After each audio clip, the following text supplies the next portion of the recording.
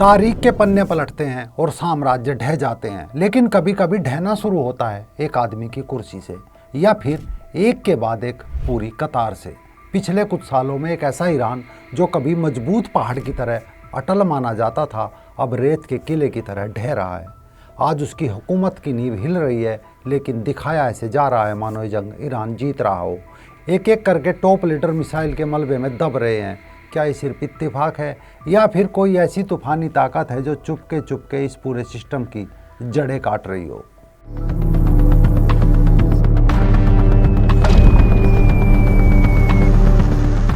नमस्कार, मैं राजीव चौधरी। ईरान का सबसे ताकतवर इंसान खामनेई के बाद वो शख्स जिसकी उंगली पर देश की सेना, परमाणु कार्यक्रम और खुफिया तंत्र नाचता था, वो शख्स जो 24 घंटे पहले नेतन्याहू को और ट्रंप को मौत की धमकी तक दे रहा था, जो कह रहा था कि खुद को ख़त्म होने से बचाइए, हम आपसे नहीं डरते।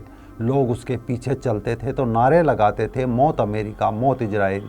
अली लारिजानी ने इजराइल को मौत की धमकी देते हुए 17 मार्च की सुबह तेहरान के एक सुरक्षित ठिकाने में ईरान की नेशनल सिक्योरिटी काउंसिल की इमरजेंसी मीटिंग बुलाई थी।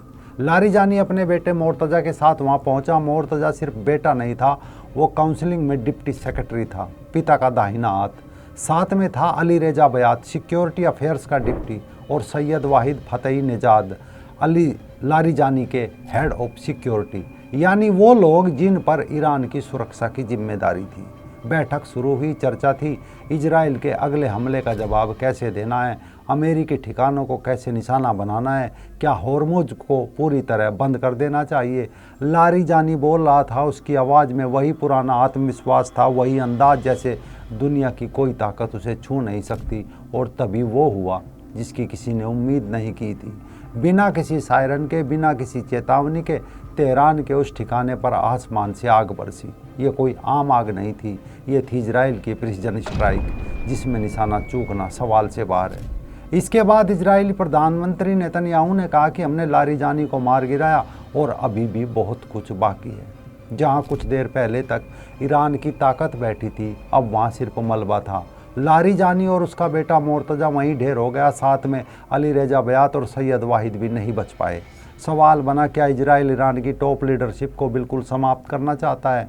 तो इसका जवाब है हाँ, लेकिन ये इजराइल की आज की नीति नहीं है, बल्कि पिछले सालों का अगर इतिहास उठाकर देखें तो कैसे एक के बाद एक ईरान और उसके साथी संगठनों के सभी टॉप लीडर अमेरिकी और इजरायली कार्रवाई में मारे जा चुके हैं। जब हम पिछले 5 साल की बात करते हैं तो सबसे पहला और सबसे बड़ा नाम जो सामने आता है वो है कासिम सुलेमानी का नाम। ये साल 2020 की बात है। 3 जनवरी 2020 को अमेरिका ने इराक के बगदाद हवाई अड्डे के पास एक ड्रोन हमला किया। इस हमले में ईरान की इस्लामिक रेवोल्यूशनरी गार्ड कोर्प्स की कुद्दुस फोर्स के प्रमुख कासिम सुलेमानी मारा गया। सुलेमानी सिर्फ एक सैन्य कमांडर नहीं था, वो ईरान की क्षेत्रीय महत्वाकांक्षाओं का चेहरा था। वो सीरिया, इराक, लेबनान में ईरान के ऑपरेशन को डायरेक्ट करता था। उनकी मौत ने उसे पूरे क्षेत्र में एक भूचाल ला दिया। ये इजराइल अमेरिका द्वारा अब तक की सबसे बड़ी उस समय टारगेट किलिंग थी।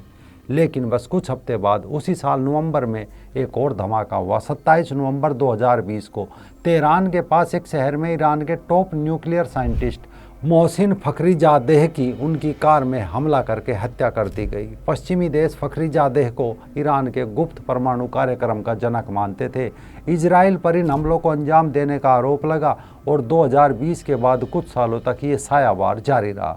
लेकिन 2024 में एक और बड़ा हमला हुआ जिसने ईरान को झकझोर कर रख दिया। 27 सितंबर 2024 को इजराइल ने लेबनान की राजधानी बैरूत पर हवाई हमले किए। इस हमले का निशाना था हिजबुल्लाह का वो नेता हसन नसरुल्लाह जो इजराइल के सरदर्द बना हुआ था। नसरल्लाह सिर्फ हिजबुल्लाह का नेता नहीं था, वो ईरान की क्षेत्रीय नीति का एक अहम किरदार कहो या हथियार भी था। उसकी मौत ईरान के लिए एक बहुत बड़ी रणनीतिक हार थी। लेकिन इस हमले में सिर्फ नसरल्लाह नहीं मारा गया था, उसके साथ ईरान के रेवोल्यूशनरी गार्ड के एक सीनियर कमांडर अब्बास नील फरोशान भी मारा गया था। नील फरोशान उस वक्त बैरूत में मौजूद था। ये पहली बार नहीं था कि ईरानी अफसर लेबनान या सीरिया में मारे गए हो, लेकिन इस हमले ने साफ कर दिया था कि इजराइल ईरान के प्रॉक्सी नेटवर्क को तोड़ना चाह रहा है।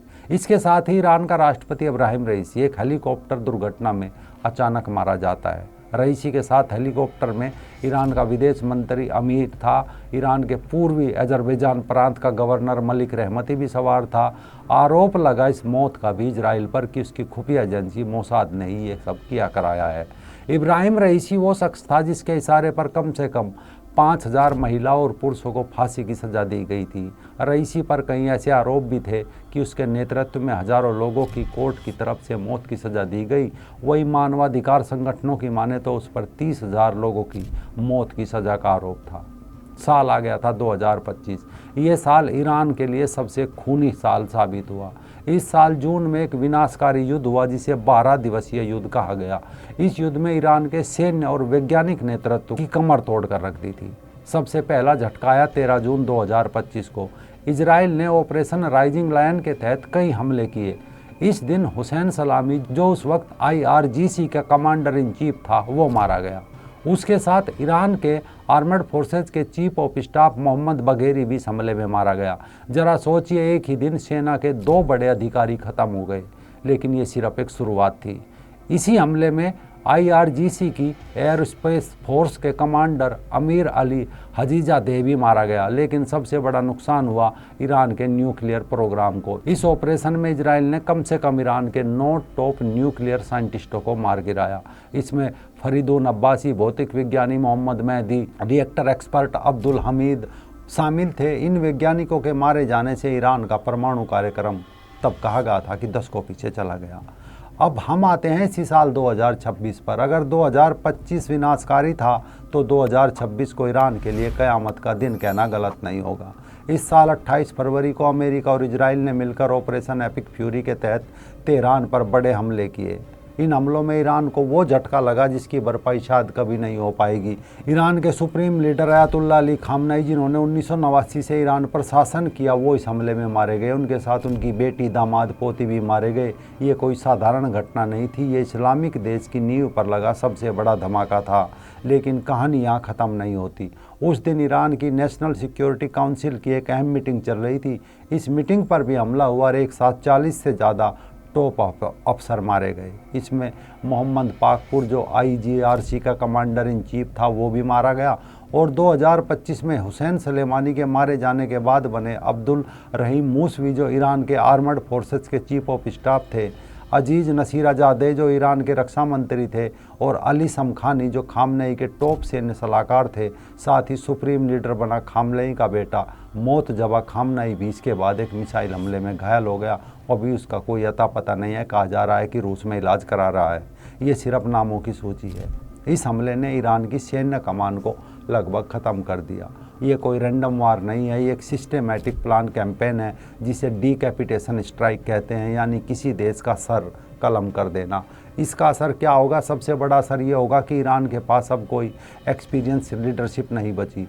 जो लोग दशकों से नीतियां बना रहे थे वो अब नहीं है। इससे ईरान के भीतर पावर स्ट्रगल तेज होगा। दूसरा, उसका परमाणु कार्यक्रम लगभग ठप हो जाएगा। तीसरा, उसके प्रॉक्सी नेटवर्क का कंट्रोल खत्म हो जाएगा। हिजबुल्लाह, हमास, ये सब अब बिना कमांड के रह गए हैं क्योंकि इनके सारे टॉप लीडर मारे जा चुके हैं। ऐसे में सवाल बन रहा है, क्या ईरान इससे उबर पाएगा? क्या कोई नया लीडर उठकर आएगा, या फिर ईरान का इस्लामिक रिपब्लिक अपने आखिरी दिनों में है? ये सवाल आने वाले समय में तय करेंगे कि पश्चिम एशिया की राजनीति या कहो ईरान की राजनीति किस दिशा में जा रही है।